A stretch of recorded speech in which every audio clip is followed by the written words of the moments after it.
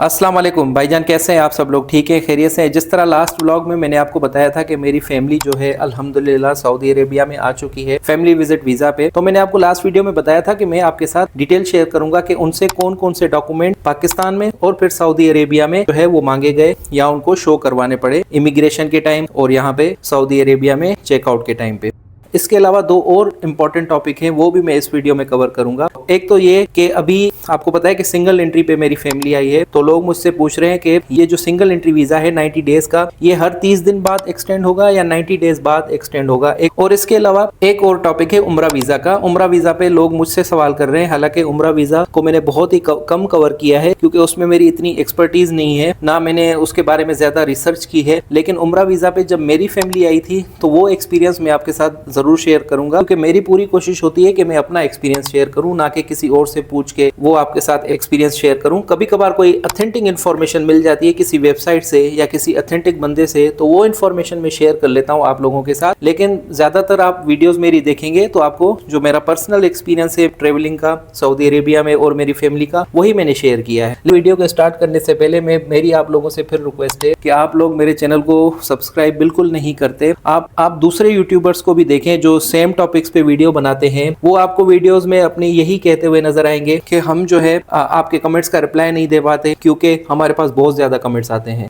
अब आप मेरी वीडियोस पे जाके कमेंट सेक्शन देखें, आपको उनसे ज्यादा मेरी वीडियोस पे कमेंट्स नजर आएंगे। क्यों? उसकी वजह यह है कि मैं लोगों को रिप्लाई करता हूं, लेकिन फिर भी उसका कोई फायदा नहीं है। लोग मुझे बिल्कुल सपोर्ट नहीं करते मेरे चैनल को, ना मेरे चैनल को सब्सक्राइब करते हैं, बावजूद इसके कि मैं हर बंदे को कोशिश करता हूं कि उसको रिप्लाई करूं। कभी कभार कमेंट मिस हो जाता है मुझसे, तो उसका भी मैं रिप्लाई कर देता हूं और उनसे माजरत भी करता हूं कि आपके कमेंट का मैं लेट रिप्लाई कर रहा हूं। जो मेरी नॉलेज में नहीं है ऑफ कोर्स वो मैं नहीं बता सकता, लेकिन जो मेरी नॉलेज में है वो मैं आप लोगों से शेयर कर लेता हूं। तो आप भाइयों से बहनों से रिक्वेस्ट है कि आप लोग मेरे चैनल पे आ रहे हैं, आप इन्फॉर्मेशन ले रहे हैं, तो आप जो है मेरे चैनल को लाजमी सपोर्ट करें। और आपकी सपोर्ट से इंशाल्लाह मैं फ्यूचर में भी अपने चैनल पे इन्फॉर्मेटिव व्लॉग्स जो है वो बनाता रहूंगा।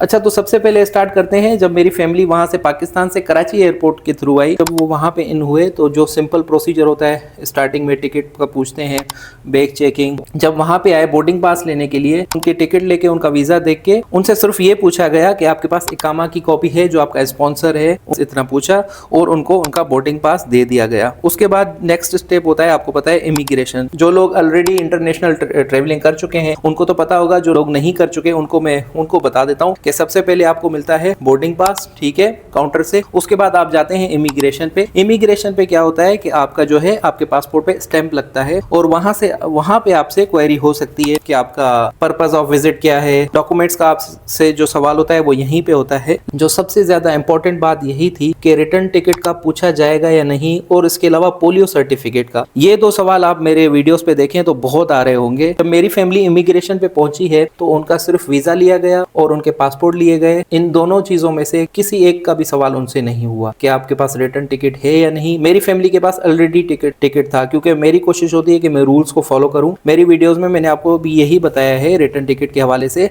कि रूल में है, अब आप करवाना चाहते हैं आप करवाएं, आप नहीं करवाना चाहते आप ना करवाएं। मैं कमेंट्स देख रहा था तो कुछ कमेंट्स ऐसे भी आए हैं लोगों के जिन्होंने बताया कि उनकी फैमिली से भी नहीं पूछा गया।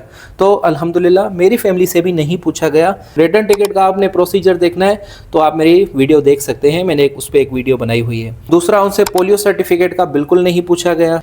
That's it. उसके बाद उनकी इमिग्रेशन हो गई और वो जाके वेटिंग एरिया में जाके वहाँ पे वेट करने लगे अपनी फ़्लाइट का।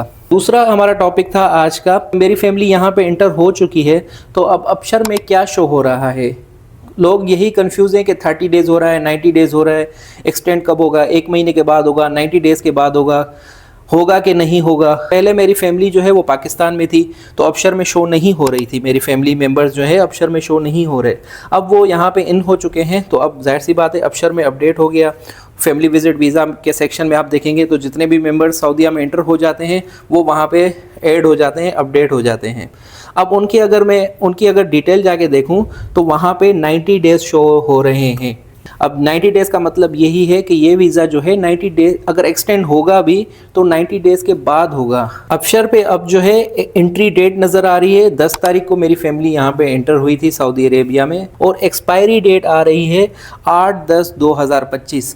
और अब जो है मेरे पास एक्सटेंड विजिट वीज़ा का ऑप्शन भी यहाँ पे शो हो चुका है। तो ये जो वीज़ा है ये अब 90 डेज़ का है, 30 डेज़ पे एक्सटेंड नहीं होगा, ऑफकोर्स नहीं होगा। तो मल्टीपल वीज़ा था 365 डेज़ वाला, उसमें जो ड्यूरेशन ऑफ स्टे होता था वो होता था 90 डेज़, जिसकी वजह से हम उसको बार बार 90 डेज़ पे उसको हम 90 डेज़ गुजरने के बाद उसको हम एक्सटेंड करते थे।